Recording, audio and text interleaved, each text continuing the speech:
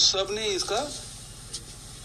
इसको रोका है कि इस प्रकार से चमत्कार नहीं दिखाना चाहिए, सिद्धियों का प्रयोग नहीं करना चाहिए। तो ये चमत्कार से समाज में जड़ता आती है, इसे अवॉइड करना चाहिए। ज्ञान की बात है लोगों के जीवन में,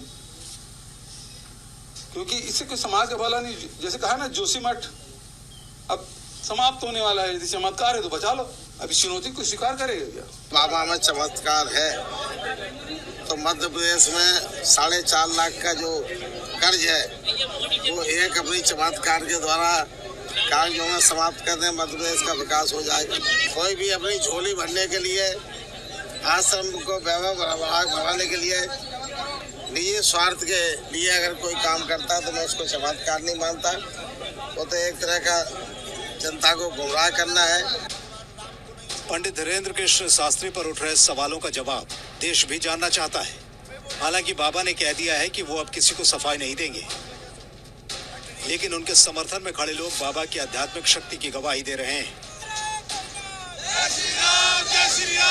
हिंदुओं को गाली देना एक फैशन सा हो गया है, हिंदुओं के धर्म ग्रंथ को गाली देना फैशन हो गया है, सनातन के संस्कार और संस्कृति को गाली देना एक फैशन सा हो गया है। आने वाले दिन में इस राज्य के, इस देश का युवा इसका जवाब देगा। हम बागेश्वर धाम सरकार जी के साथ हैं। क्रिसमस के दिन एक आदिवासी इलाके में लोगों को धर्म परिवर्तन से रोकना और हिंदू धर्म में वापस लेके आना, उसी घटना के बाद तो ये सारे हमले शुरू हुए हैं। उससे पहले तो कोई हमला नहीं हो रहा था। तो किसके पेट में दर्द हो रहा है, किस कारण से दर्द हो रहा है, ये पूरे देश को दिखाई दे रहा है। धीरेन्द्र शास्त्री जी बहुत अच्छा कार्य कर रहे हैं। चादर और फादर से भाई धीरेन्द्र जी डरने वाले नहीं है। मैं कहूँगी उनकी बहुत सारी परीक्षाएं भी ली जा रही है। वो इन परीक्षाओं में खरे उतरेंगे, पूरा हिंदुस्तान देख रहा है। तुम्हारे पप्पा पंडित धीरेन्द्र कृष्ण शास्त्री सवालों के तूफान का सामना कर रहे हैं, लेकिन दूसरी तरफ उनका दरबार हमेशा की तरह सज रहा है और यहाँ भक्तों की भीड़ भी उमड़ रही है। हालांकि विवाद तो खड़ा हो चुका है, जिसका निपटारा तर्क की कसौटी पर होगा या फिर आस्था ही बलवान साबित होगी।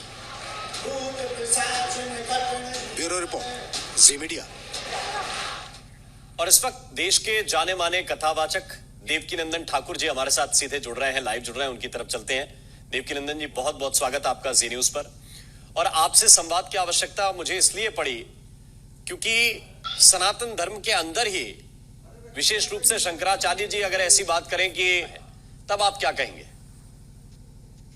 देखिए, जगत गुरु जी हमारे लिए सम्माननीय है, आदरणीय है, सनातन धर्म के लिए सबसे बड़े पूजनीय है। इसलिए मैं उनके विषय में तो कुछ नहीं बोल पाऊंगा। तो मैं आपके चैनल पे उनसे सिर्फ क्षमा मांग सकता हूँ, और क्षमा मांगकर सिर्फ इतना ही कहूंगा कि वो हम सबके लिए मार्गदर्शक हैं और हमें मार्ग दिखाएं कि हम लोग अपने सनातन को कहां से लेके कैसे चलें और अपने सनातन को आगे बढ़ाएं। उनके लिए मैं उनके किसी भी प्रश्न पर मैं उत्तर नहीं दे सकता, क्योंकि मैं बहुत छोटा सा नादान सा बालक हूं। और कुछ पूछिए। जी जी जी, स्वाभाविक है कि जो वरिष्ठ हैं, जो गुरु हैं, उनके संदर्भ में सनातन धर्म इस बात की इजाजत नहीं देता कि हम अवज्ञा करें। मैं इस बात को समझते हुए ये जरूर आपसे लेकिन सवाल करूंगा कि ये प्रश्न एक जगह से नहीं आ रहा है, ये प्रश्न कई जगह से आ रहा है कि पुलवामा में साहब आरडीएक्स कहां से आया, ये बताएं, दरारें भर दें। कोई कह रहा है कि कर्जा मिटा दें, हमारे प्रदेश पे बहुत कर्जा है। ऐसे जब सवाल आते हैं तो आपके मन में क्या आता है? मुझे भी एक प्रश्न करना है आपसे। ये कर्जा आया किसकी वजह से? जी, आप चमत्कार की बात करते हो, हमारे शास्त्रों में क्या चमत्कार नहीं है, मुझे बता दीजिए। हनुमान चालीसा का हम लोग पाठ करते हैं क्या? गीता में क्या नहीं है? ब्रह्मवर्धन पुराण में क्या नहीं है? हमारे वेदों में क्या नहीं है?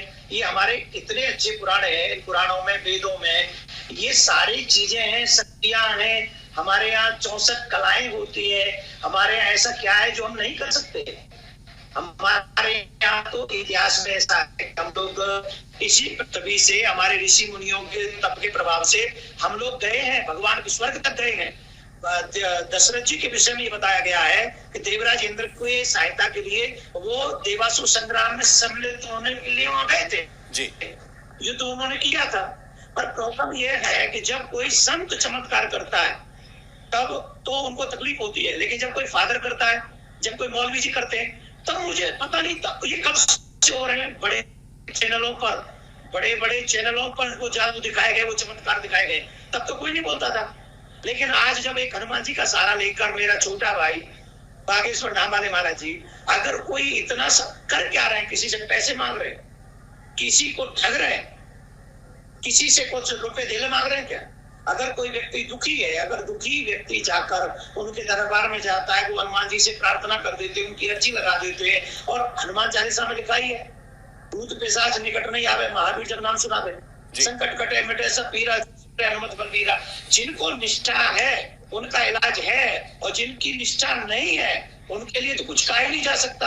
आप मौलवियों को देखिए, आप झाड़ फूसते सबसे ज्यादा काम कौन करता है?